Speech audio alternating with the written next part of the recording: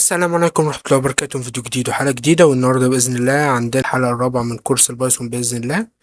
والنهاردة هنبدأ في حاجة اسمها الفاريبلز أو المتغيرات، فهي موجودة في البايثون برضو، والنهاردة هنعرفها بإذن الله. طيب يعني إيه الفاريبلز دي؟ الفاريبلز دي عبارة عن متغيرات، يعني قيمة معينة بسميها باسم معين، بحيث إن أنا لما أطلبه من الجهاز يجيبولي على طول.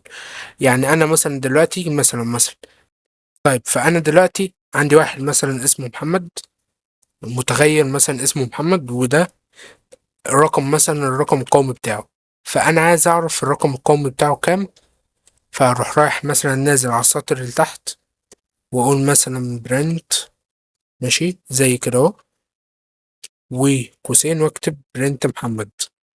هو مش هيفهم ان انا عايز بتاع محمد، بس هو متسجل عنده ان الرقم ده بتاع محمد، فانا لما اعمل برنت محمد واجي اعمل رن جاب لي الرقم بتاعه. تمام، يبقى انا كده استدعيت الرقم اللي انا عايزه باسم محمد. تمام كده.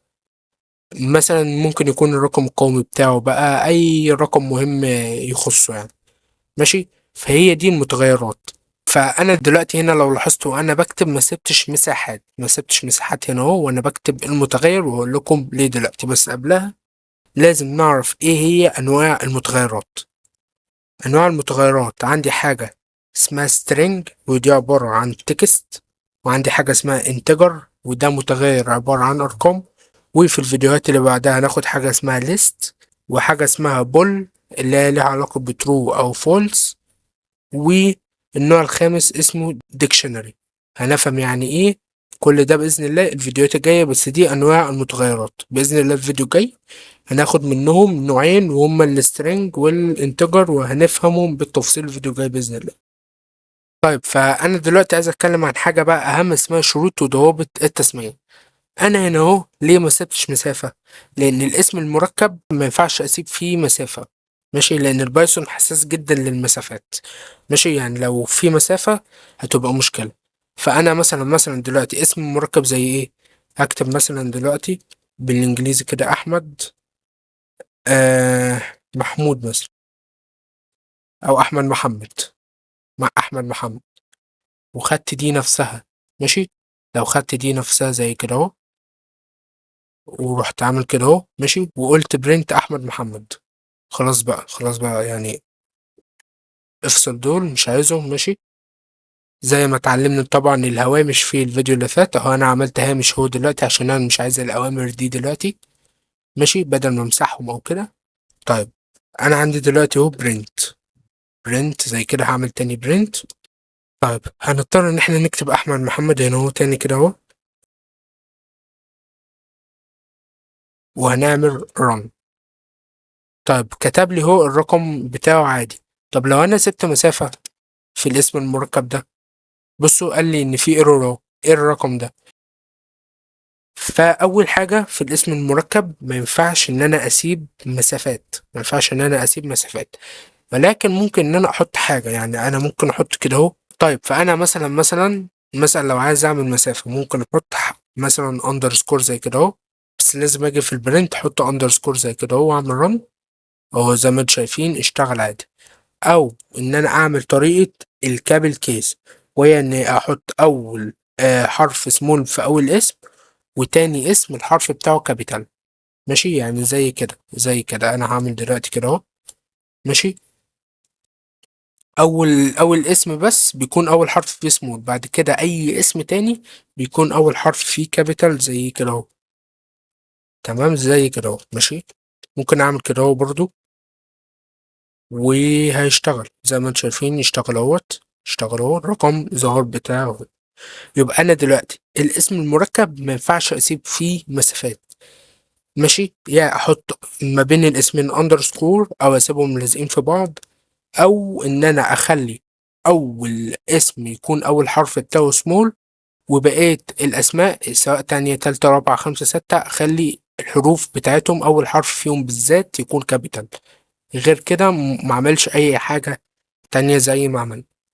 طيب، ممنوع برضو ان انا احط اي علامة رياضة، سواء زائد او ناقص او ضرب. يعني انا دلوقتي لو حطيت ضرب كده اهو، بصوا ما اشتغلش، قال لي ايه ده، ما ينفعش هنا احط علامة ضرب. تمام. طبعا اللي غيره في المتغير غيره في برنت، تمام، عشان ما تحصلش ايه مشاكل. طيب لو انا كتبت مثلا تو، ماشي، احمد زي كده اهو، وعملت يساوي عادي وكتبت الرقم عادي جدا، ورحت رايح على السطر اللي بعديه عامل برنت، ماشي، البرنت ده رحت فاتح قوسين بقى، رحت فاتح قوسين وكاتب تو احمد، ماشي، زي كده اهو، اللي هو رقم وبعديه اسم. هل هينفع؟ طبعا مش هينفع. بس انا ممكن اعمل احمد تو، يعني انا ممكن اعمل دلوقتي العكس، ماشي، ممكن اعمل اهو احمد تو زي كده، احمد تو بالشكل ده، هيشتغل عادي جدا جدا وهيجيب لي الرقم اللي انا طبعا غيرته هنا. تمام جدا، تمام جدا، ماشي.